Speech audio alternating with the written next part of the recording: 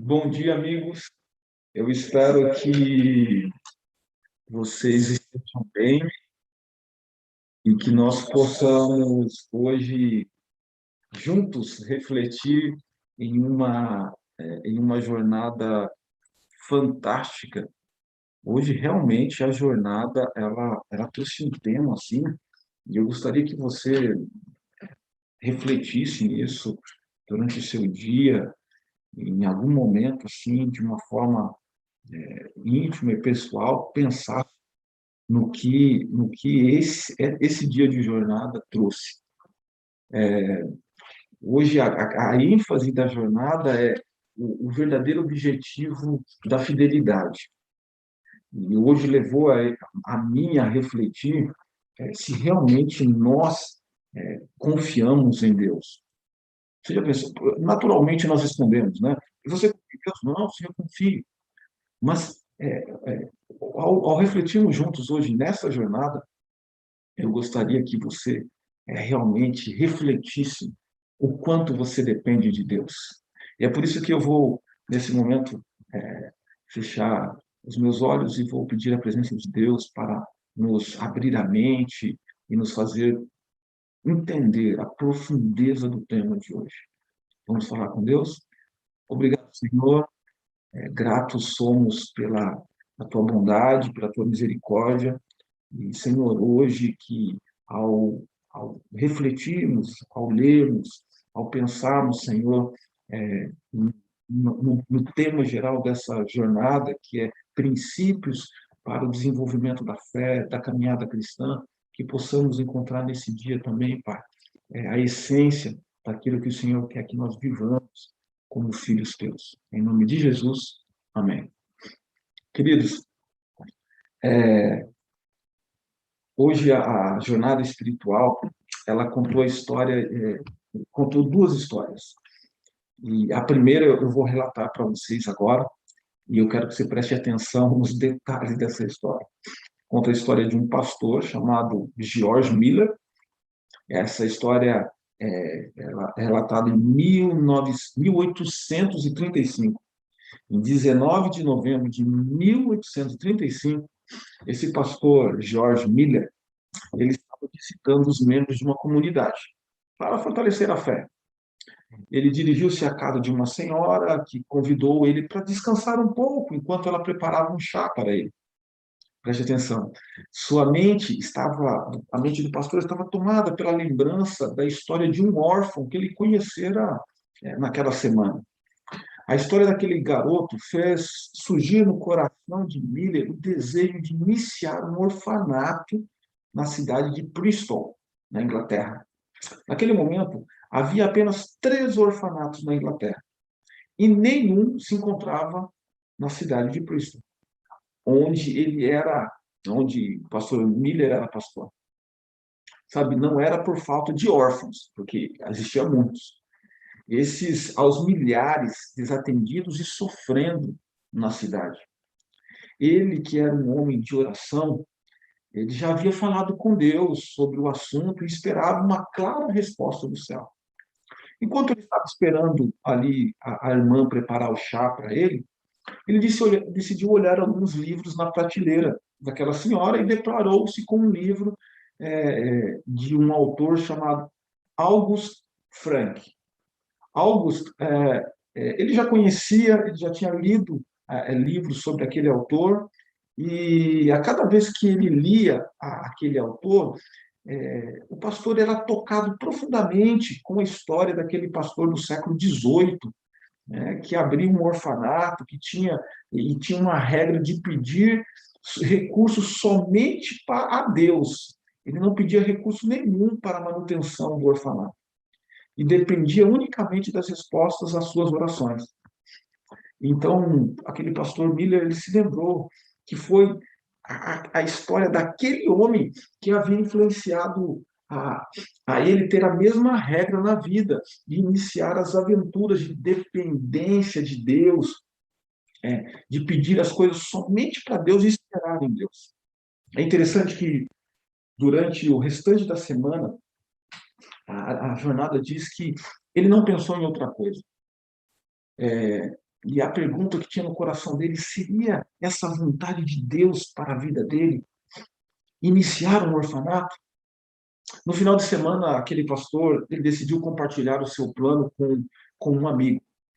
O amigo dele chamava Henry, e o plano estava totalmente traçado na cabeça dele. Ele alugaria uma casa barata no centro de Bristol, receberia entre 20 a 30 crianças que necessitariam de um lar, daria alimento e roupa e educaria como se fosse a sua própria família. No entanto, o seu amigo se sentiu apreensivo e resolveu ser franco com o amigo e lhe explicar o motivo pelo qual ele não poderia abrir um orfanato. Então ele começou: você não tem dinheiro, Miller? E Miller respondeu: Frank, também não tenha dinheiro, referindo-se àquele pastor August Frank, que tinha inspirado ele a abrir e viver uma vida de dependência. E ele construiu seus orfanatos por meio da oração. Aí o seu amigo Henry retrucou, mas ele viveu há 100 anos atrás. Os tempos eram outros. E andando para lá e para cá, então o pastor Jorge bateu o pé firme no chão da casa e disse: o que você quer dizer? Que Deus perdeu seu poder? Se Deus respondeu à oração de Frank em 1727, ele poderá responder a minha também em 1835. E eu vou dizer mais, Henry. Eu vivo pregando e dizendo às pessoas que confiem em Deus, que orem a Ele e Ele responderá às suas orações. Eu creio no que eu prego. Sei que é possível levantar a mão e tocar a Deus quando se ora. Eu mesmo já provei disso. A oração transformou a minha vida e eu desejo ajudar outras pessoas a viverem da mesma forma. Então, você vai abrir um orfanato para mostrar ao mundo inteiro que Deus responde a oração? Melhor. É por esse motivo que você quer abrir um orfanato? Retrucou o seu amigo. Não, ele respondeu. Vou abrir um orfanato para cuidar de crianças. Mas também por esse motivo. Quero que o mundo saiba que Deus pode, por intermédio de um homem verdadeiramente pobre, fazer grandes coisas. Irei reunir 20 crianças num orfanato e não pedirei nada a ninguém. Irei pedir somente recursos a Deus para manter meu orfanato. Então, de alguma maneira, provarei às pessoas que Deus é fiel ainda hoje. E assim começou o primeiro orfanato de Miller em 1836, com 30 crianças. Em 1870, 24 anos depois, já eram 5 orfanatos, com 2.000 crianças, 200 funcionários. Ao longo da vida, o que me impressiona é que Miller se manteve firme na decisão de pedir unicamente a Deus os recursos para o seu orfanato. E ao final de sua vida, ele relatou em resposta às suas orações, ele já havia recebido 7,5 milhões de dólares para a manutenção de crianças. Acredito que hoje eu pelo menos ouvi poucas experiências tão extraordinárias de dependência e segurança em Deus como a história desse pastor Miller. Mas hoje eu também gostaria de conectar isso com as histórias, com aquilo que nós estamos estudando. Interessante, queridos, que em um momento alguém perguntou para Miller, esse pastor: Senhor Miller, você não tem medo de algum dia Deus não enviar recursos e as crianças ficarem com fome? E ele espontaneamente respondeu assim: se Deus falhar comigo, eu ficarei realmente surpreso, pois será a primeira vez. Impressionante, né? A fé desse homem. Essa história, queridos, ela apresenta um vislumbre do qual é o verdadeiro objetivo da fidelidade a Deus. Essa história, ela nos mostra que não são os recursos financeiros que devem dominar a nossa vida, mas a vontade de Deus e a dependência dele.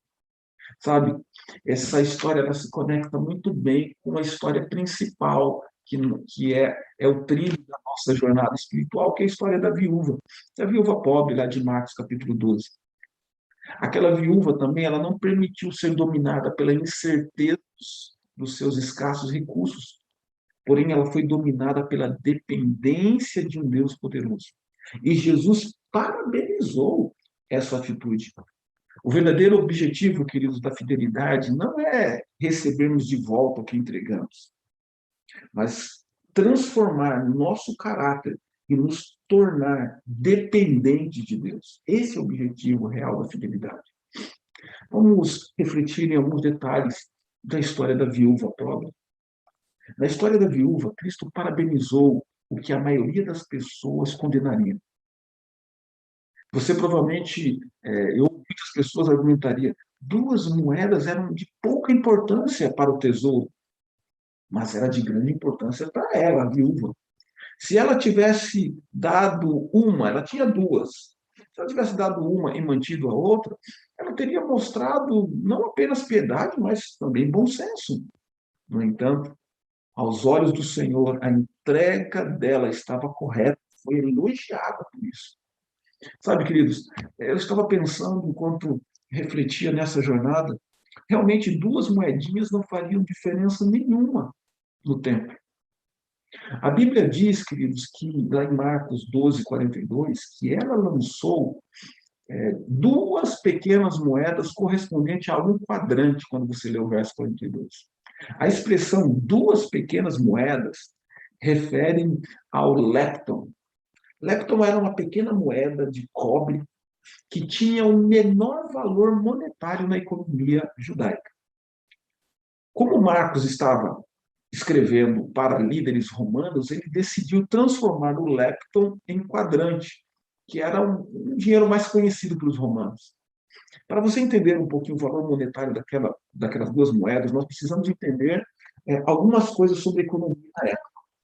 Quando uma pessoa terminava um dia de trabalho, ela geralmente recebia um denário. O denário era o equivalente a um dia de trabalho. A moedinha, a moeda que a viúva entregou no templo, valia 64 vezes menos que um denário, que era um dia de trabalho. Ou seja, duas moedas correspondiam ao pagamento por menos de 15 minutos de um dia de trabalho. Era um valor realmente irrisório, especialmente diante da grande quantia que estava sendo entregue, quando você lê o relato ali, pelos homens ricos, naquele mesmo momento em que Jesus estava contemplando a cena da viúva. Marcos fez a questão, no Evangelho de Marcos, ele fez questão de deixar claro para os leitores quão pequeno era o valor monetário da oferta, a fim de mostrar que esse sacrifício não faria a menor diferença na economia do tempo, mas fazia uma enorme diferença na vida da viúva. Sabe, eu não sei se você compreendeu agora o que é realmente fidelidade. O maior objetivo de nossos recursos, queridos amigos, não é manter a causa de Deus. E talvez você agora fique surpreso, como assim? Não é? As minhas ofertas, os meus dízimos, não é para manter a causa de Deus? Não. Deixa eu terminar a reflexão para que você entenda mais sobre isso. Se você vai à Bíblia, em Salmo 50, você encontra, lembrando, Deus ele nos lembra do quanto ele é completo. Ele diz assim, todos os animais do bosque, o gado, os milhares de animais sobre as montanhas são meus.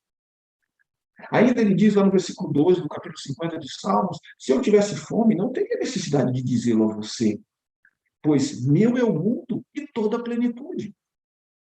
Queridos, Deus é dono de tudo. Deus não precisa de ajuda para manter a causa dele.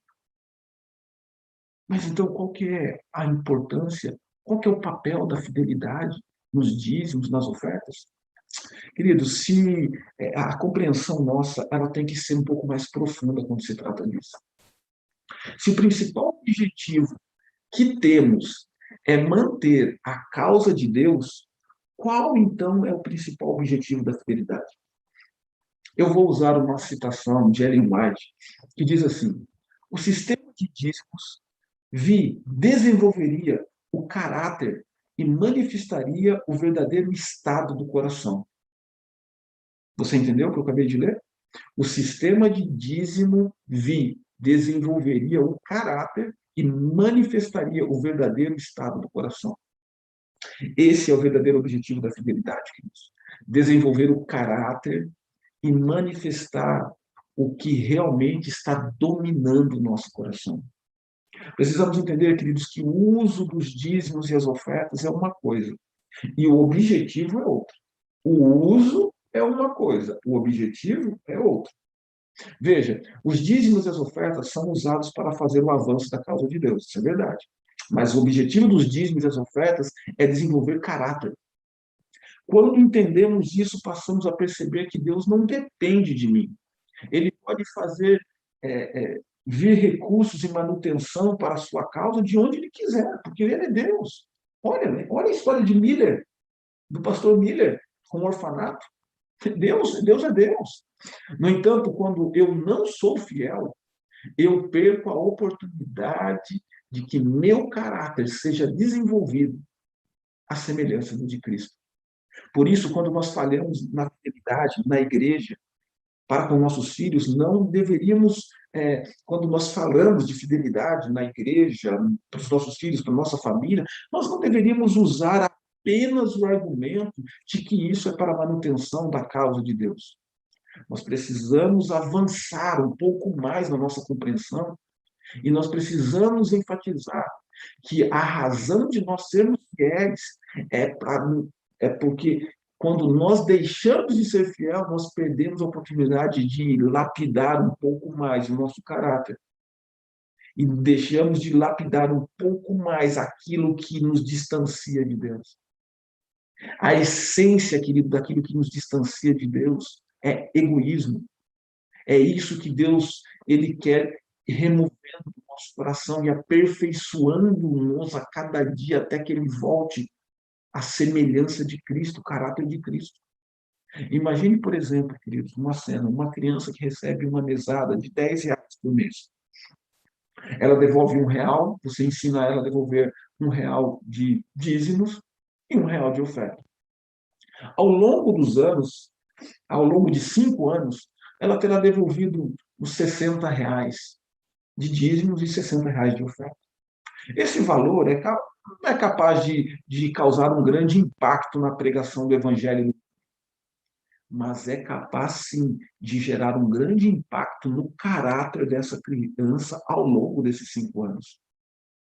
Sabe, queridos, o mais importante para Deus não é a diferença em valores que daremos como oferta, mas a diferença que fará em revelar o que realmente está dentro do nosso coração. Portanto, eu sou fiel não porque irei receber de volta, não porque a causa de Deus depende de mim, mas por entender o papel da fidelidade na transformação do meu caráter e na compreensão da grandiosidade de Deus. Sabe, outra citação de Ellen White diz assim: ele, Deus, planejou o sistema de beneficência, de doações, para que o ser humano pudesse se tornar como seu Criador, com um caráter benevolente e altruísta, e, finalmente, participar com Cristo da recompensa eterna e gloriosa. Não é muito profunda essa citação? Entenda, o sistema de beneficência, como a devolução dos dízimos, das ofertas e ajuda aos necessitados, Deus planejou isso com um objetivo claro e grandioso. Imagine uma maneira de nos tornarmos bondosos, compassivos e clementes como o nosso Criador.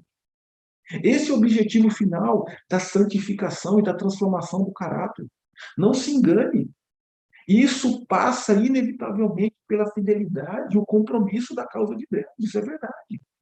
Por isso, hoje, queridos, eu quero convidar você, a mim e a você, a nós escrevermos uma pequena oração a Deus que continue o processo de transformação de caráter e que use a fidelidade para fazer isso em nossa vida. Hoje eu gostaria de desafiar você a pedir a Deus para compreender a importância da fidelidade na sua vida. E acima de tudo, peça a Deus hoje para que ajude a você ser fiel em todos os aspectos da sua vida. Inclusive na devolução dos dízimos, das ofertas e na ajuda aos mais necessitados.